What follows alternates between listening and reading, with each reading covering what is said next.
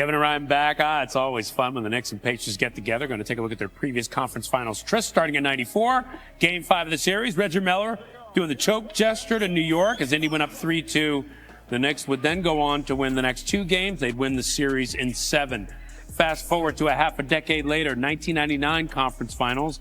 Patrick Ewing went down in game 2 with what turned out to be a partial Achilles tear. Missed the rest of the series. However, the Knicks, they rallied in Ewing's absence, winning the series in 6 before falling to the Spurs in the finals. Very next season, bitter rivals meeting again. This time, the Pacers would get their revenge, winning the first 2 games of the series, dropping the next 2 before also winning in 6 games and advancing to the NBA Finals for the first time in their franchise history. Now, flash forward, 25 years later, these 2 teams facing off again with a chance to represent the East in the NBA Finals. 4 meetings overall, tied for the most meetings in the conference finals between opposing teams since conferences were established in 1970-71. The way we played, we showed we had the ability to do it. We're going to have to communicate, talk, and do whatever we got to do against this team too, because they're going to run. They're going to play fast, make some misses. Obviously, there was a missed opportunity last year playing them at home in Game 7, regardless of who we had out there. Don't really know like a timetable, but I mean, it definitely hurt. You got Cat, Kel, OG was hurt. You know, it's a totally different team, totally different situation, totally different round of the playoffs. So we just got to make sure we're ready. That's a extremely talented team whose offense is clicking at all cylinders right now. So nothing about revenge or anything. It's just about next series. Jalen Brunson, Josh Hart weighing in. The Knicks currently slight favorites to win both Game 1 and the series overall, according to ESPN Bet Sportsbook. New York enters as a 4.5-point favorite in Game 1 and seek their first NBA Finals appearance since 1999, while the Pacers look to knock out the Knicks for the 2nd straight postseason. It is our good fortune to have Detroit Pistons head coach J.B. Bickerstaff on our roster tonight. Coach, welcome. Your perspective couldn't be more welcome, particularly since you scouted the Knicks for your playoff series against New York. What was your major point of emphasis, and how might it apply to this series with Indiana? There's a couple of things, and I think they will carry over to this series because it comes down to the basics. When you're playing against the New York Knicks, you got to do a great job of defending them without fouling them, making them take tough twos, contested twos over the top of you. And then you got to do a great job winning the possession game. They do a great job of turning teams over and then putting pressure on the offensive rebound. So if you can take care of the possessions, box guys out, and then not turn it over, which gives them extra possessions, you're going to give yourself a chance. And I think the Knicks can really, really exploit that if you play into their hands. And do the best you can in terms of controlling or containing Jalen Brunson. As for Indiana, JB, 4-1 wins over Milwaukee and the Cavaliers. What specifically about this Indiana team has impressed you in their 2nd straight run to an Eastern Conference Finals? Well, I mean, they're obviously dynamic offensively, right? And what Tyrese Halliburton has been able to do and his clutch minutes have been phenomenal. You look at Siakam and Turner, they're all-star caliber guys, and you expect them to perform that way. What I think is going to put them over the top is the guys who are stars in their role. Nesmith, Nembhard, Mathurin, McConnell, those guys who may not be as high sung as the rest of their stars, but those guys are stars in their role. They do a great job defensively of putting pressure on people, and then offensively they make teams pay. So, a lot of times the superstars and the all-stars get the credit, which they deserve. But in this series, I believe for Indiana to continue to have success, it's those guys who have been so good in their roles that's going to help push them over the top. Got to have guys who know it, accept their roles, and they have that. By the way, Game 1 is Wednesday. JB, we can't let you go without talking about the Western Conference Finals. The top-seeded Thunder, the 6th seed Minnesota. OKC had the best defensive rating in all the NBA this season.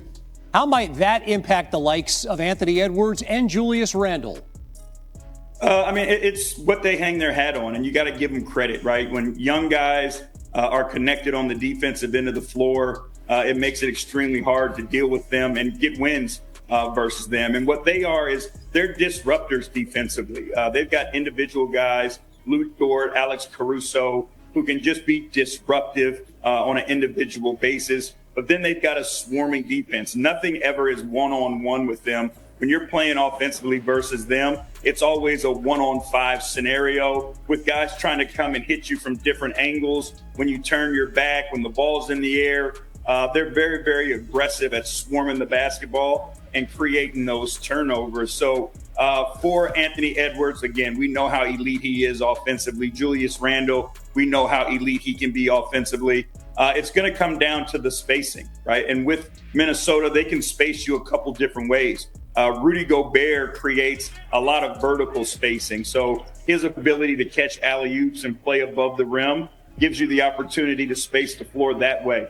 Naz Reid, Dante DiVincenzo, they come on the floor, and now you can spread the game out on the perimeter, and now you've got three-point shooting all over the floor, which allows guys like Ant or Julius Randle to get downhill and make plays and play to their strength and be creative. So it'll be an interesting, gamesmanship with Chris Finch and Mark Danegault to see who decides, their chess match.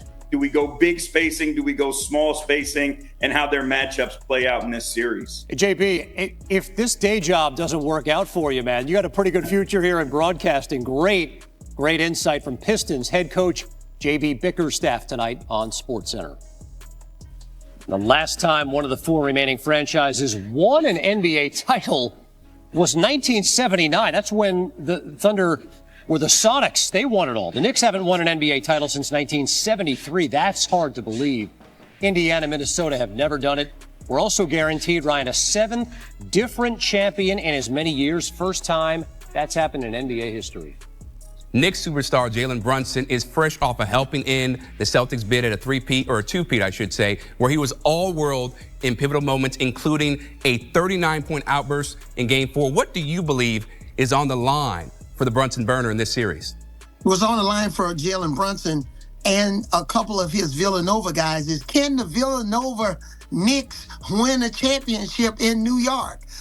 We know you can win in a college basketball. You go to the college basketball Final Four and you won back-to-back NCAA tournament championships, but can that transfer to the NBA, not to the Eastern Conference Finals, but to advance to the NBA Finals and prove to people that what worked in college can also work in the NBA, especially for Jalen Brunson, Mikal Bridges on that team. And I think it transfers. Yeah, Mikal Bridges, Jalen Brunson, Josh Hart, three guys who are college legends, and now they're trying to take down the Pacers, right? If they're going to get to this point, right, to make it to the NBA Finals and win it, they're going to have to knock out Tyrese Halliburton's Indiana Pacers, who ended their season last year. And we know, Coach, Halliburton was voted most overrated by his peers. So do you think him getting to the finals and perhaps winning it puts all of that to rest? Because I think most of it, has been put in doubt so far with this postseason that he's had.